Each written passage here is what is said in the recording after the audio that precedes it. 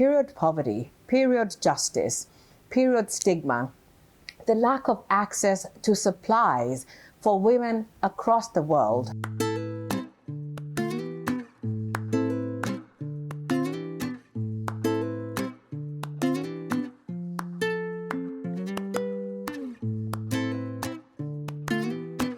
Hello and welcome to Off My Chest with Dr. Musangali. So, I'm going to talk about a topic that people might think of as taboo. I said we'd be talking about everything under the sun. So, the topic for today's conversation is menstruation. Yes, menstruation. Notice your response and your personal reaction to the disclosure that this is today's topic. I'll get back to that in a minute. Why am I talking about this? First of all, March is International Women's Month. Honestly, every month across the year should be International Women's Month. It's all of our months, right? But March is a time where we are more mindful about issues that specifically affect women. So this morning, I came into work this morning. I work at Webster University in St. Louis, Missouri. I walked into a bathroom and there was a dispenser that dispenses pads and tampons. And we have this all across the university. Any bathroom you go into at Webster, a women's bathroom will have supplies and they are available free of charge. You don't have to struggle if you are a woman, a girl in your period. You can go in there, you don't have to have money, and you are able to access a pad or a tampon, whichever you prefer. And I got thinking about this. I thought, why did I think that was such a special thing? What's happening at Webster should not be an unusual thing. And I know that there are other places where you may find that. However, this is not the norm. It brought to mind questions about period poverty, period justice, period stigma, the lack of access to supplies for women across the world. This is something that people struggle with at least once a month in the life of a woman, in the life of a girl. Once you hit puberty and you start having your period all the way until you get into menopause, you're going to be experiencing this. And with that comes particular challenges, which do not need to be challenges. And this is why I want us to talk about this topic today. So I'll tell you a quick story. When I was in primary school, I had never heard about periods. I didn't know anything about periods. My mother, in spite of being a nurse, did not teach us about these things. And I remember being in a classroom one day, and we were actually in the home science room, and one girl, she got her period, and she stood up. She had to leave the classroom. I didn't know what was happening, but I just knew she was embarrassed. I knew something had happened that she was ashamed of. And as she left, I noticed that where she sat, there was a spot. And people were sort of, there was just this sort of embarrassment across the room. We didn't really address it, but she went. I didn't know what to make of it. That ended. Going on to high school, obviously at that point, I had learned a little bit more. I knew about periods, even though I had not experienced my own. But I went to high school, and I remember also this being a place where people struggled for supplies. We had girls from all walks of life, from some families that had money and could afford a steady supply of pads for their children, for their daughters. I went to an all-girls school. Some girls had cotton wool because that was all they could afford. Now, I remember an instance when I was in high school. I went to Loreto High School, Limuru, and we went to an event at Loreto Convent in Songari. This was another school that was run by the same sisters of Loreto. And a girl who was my friend got her period unexpectedly during this celebration. It was a Golden Jubilee in 1986. And one of the sisters, Sister Rose, took my friend with her, and I went along with my friend. We went with Sister Rose to the convent, and Sister Rose opened up some cabinets. And I remember just being really amazed by the fact that there were boxes and boxes of pads. As you can imagine, in a convent, there's lots of women, the nuns living together. So they buy supplies in bulk. But that was something that really stayed with me. And I was so amazed and impressed by it. So much so that I actually wanted to be a nun. Now, I wasn't so shallow as to have been attracted to the sisterhood just by seeing pads, but I will say that it was definitely something that played. There was something about it showed that they did not struggle, that they had everything that they needed, which was something that many girls that I knew did not. And so that kind of life seemed really attractive. But I go back to that place and I think about how impressive that was because it was not the norm, because people I knew were struggling. When it was time for their period, the girls were worried they might run out of pads, or they didn't have what they needed. And I think about people in different places, in villages where you may not even have access to running water, where pads are expensive. In fact, many shops in the villages did not even stock pads because people did not have money to buy pads. What they stocked was cotton wool, and that was more affordable. But again, it comes with its own challenges. Where to dispose of it? You don't even have enough of that. And many people in the villages would have a makeshift pad. Women would make their own pad out of cloth.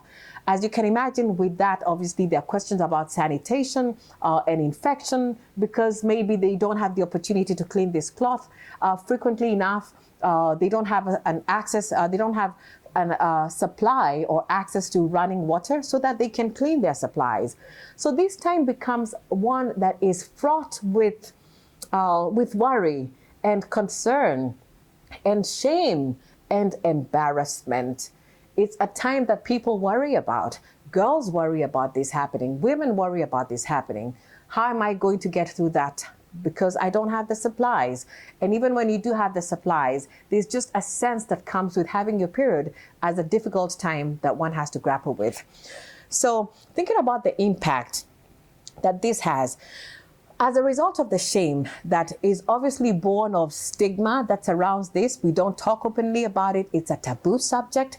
So we speak in hushed tones. We're very secretive about that time of month, which is what we call it. There's all kinds of language that we use to describe that time of month, which really is just plain and simple menstruation, right? But we find different ways to talk about it because it's embarrassing, and we're trying to sort of mitigate the shame and embarrassment that comes with it.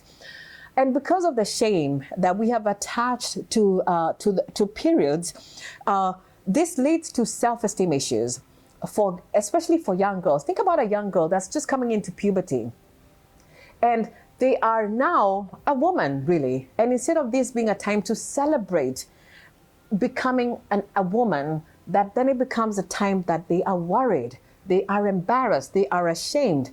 Their self-esteem suffers. And this could lead to self-loathing and thinking something's wrong with me, perhaps because they've not been informed and educated enough about what's happening with their bodies. They worry about what may be going on. And even when they have a sense of a bit of understanding about what may be happening, there's still a sense of, there's a connection to that as a dirty time, or a time when you are, in fact, in some places, you are downright referred to as unclean. That a woman who is on her period, I think there may be some language even in the Bible, in scripture, that speaks about this being a time when a woman is unclean. And it further perpetuates that stigma. That could then lead to self-loathing. Think about what could result from self-loathing. A sense of low self-esteem could lead to depression and other kinds of mental health concerns. Anxiety. You're worried about when you may get your period because you don't have what you need for it. And also, when is it going to happen? As you're going about your daily activities, you're fearful, you're paranoid, and you're experiencing intense anxiety about that. Another really important aspect of the impacts of this stigma and our lack of efforts to provide people with supplies is that for many girls, when they are on their period, because they don't have adequate supplies, they may be forced to skip school because they can't come to school, because how are they going to come? What's going to happen? So they stay home. And if they stay home for 2-3 days, every month they're doing that. First of all, they're labeled as truant. They're labeled as not interested. Of course, the result of that also is that they could suffer from poor academic achievement, low academic outcomes, and they might struggle to get caught up on the lessons that they missed. And this leads to a path of poor attainment, poor outcomes, and they may not perform well on exams, and teachers may treat them differently and think of them as different and thinking that they're not interested in their education because they're not coming to school, not knowing really the reasons that they do not come. Right? Of course, having these kinds of fears leads one to be vulnerable as well and very easily taken advantage of. When you have a sense of inadequacy, of not feeling like you're enough or thinking something is wrong with you, they are very easily taken at, you can easily be taken advantage of. Another really important thing, and this one speaks very closely to me because it's something that I've really experienced. Women and girls who experienced heavy menses, where you have really heavy flow, you are losing a lot of blood as a result. This could lead directly to some medical issues, such as anemia, because you don't have enough oxygen flowing in your body. What that leads to, you're exhausted, you're breathless, you get tired very easily, you may not have energy to do the kinds of things that you need to do. People might view you as lazy and unmotivated when really you are suffering from a medical condition that is the direct result of your period. But you may be hesitant to speak about this with a medical health provider because this is a taboo topic as well. So you suffer, but you suffer in silence, and those around you do not understand what is happening because you don't have an opportunity, you don't have a way to address this with them as well. So what can we do about this? What can you do? The first thing I say is, obviously, ensure that women and girls have access to sanitary products. You would be shocked to find out how expensive pads and tampons are. In the United States, there's a tax levied on this. It's expensive to purchase. These things should be free. The dispensers at Webster should not be a unique thing. We should have free pads and tampons and supplies available and easily accessible to girls and women, not only in the developed world, but in the world all over, that women and girls don't have to worry about where they're going to get pads and tampons when it's that time. Another very important thing that we can do, that you can do very directly and simply, is check your attitude. Because our attitudes are what build and perpetuate stigma. When I said I was going to be talking about menstruation at the beginning, what was your reaction? How did you respond to that? Were you embarrassed? Were you thinking, what is she going to talk about now? How can you be talking about that? Those are things that are private. You don't talk about that sort of thing, right? That is obviously a function of, we're a function of our societies, right? And we are a function of what society has normalized. So we have normalized this fear and stigma around periods. So let's check our attitudes and make this something that our children, our girlfriends, our wives, our daughters, our mothers can talk about openly. We don't have to use euphemisms and names, like it's that time of month and Flo has visited this or the other. I can say very simply, I'm on my period. And there be no shame or embarrassment about a woman, a girl saying that. So normalizing period, normalizing menstruation. And we do that, each one and every one of us.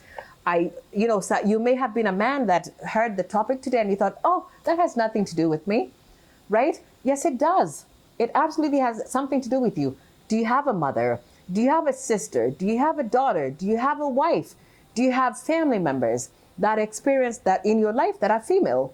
If you do, then this does have to do with you. So you can take part, you can do your part in this, normalizing this time, this experience, so that the women in your life, the females in your life, are comfortable and know that they don't have to be embarrassed in case they have an accident, that it's not something that is going to hang over their heads and for them to carry around this sense of shame and guilt. We can be advocates for menstrual justice, period justice. We advocate for that in very, very many ways. There are organizations that make supplies available. I know in the US, for example, the thing I saw in the bathroom at Webster was an organization called Flo, I think it is called. Other organizations like Dignity Period. I'm sure there are many organizations that do this work. Find one in your area. Donate to the cause. Support the work. If you live in a place, especially I'm speaking to people in Kenya because I have a particular sense of responsibility and a sense that the problem is even more acute in Kenya, especially in rural areas, that you would push, if you're a person of means, donate, gather, like organize your friends and do a fundraiser and maybe make a donation to a school in your local area so that they can provide pads and tampons to the girls in the school. Another thing that we can do is to promote period-friendly policies. This could be at any level. I'm thinking about schools, for example.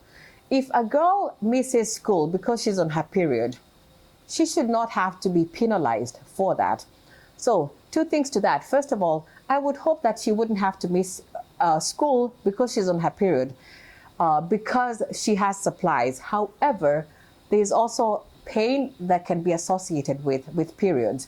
So there are women and girls who will have cramps that can be very uncomfortable, some more severe than others. So this can become can be a difficult thing for them to navigate or to endure. So if you are in a school setting and a girl misses school because they have cramps and they need to rest and just sort of, gather their strength, that this should not be a thing they get punished for. If you're a teacher, talk with this student and find out, how can I support you? How can I support you so that you don't miss out on the work that we covered while you were gone? If you're an employer and you have an employee that may need to stay at home for a day or two, are there policies that could be flexible, work at home policies, work from home, so that then they are able to be at home? They can, especially for women who have a heavy flow, they are worried about, that this may go a long way in mitigating some of the concerns that they have, the worries that they have, maybe if they're uncomfortable, if they need to take a day off, that we are not penalizing employees for that, because this is a natural human condition. It is a natural female condition. And the sooner we recognize that, the sooner we embrace that and support the women and girls in our lives so that they experience their period as a time that is affirming for them as women, as girls, and not a time of shame. The sooner we do that, the better for all of us. We will see increased academic outcomes. We will see people's quality of life generally enhanced. Just general enhancement in quality of life. It also has positive outcomes in terms of mental well-being. It promotes access to health, conversations about health that are very, very important. So I will post at the end of this video, I'm going to post at the bottom of this link, some links at the bottom of this video, some links to organizations that work to support, that promote period justice.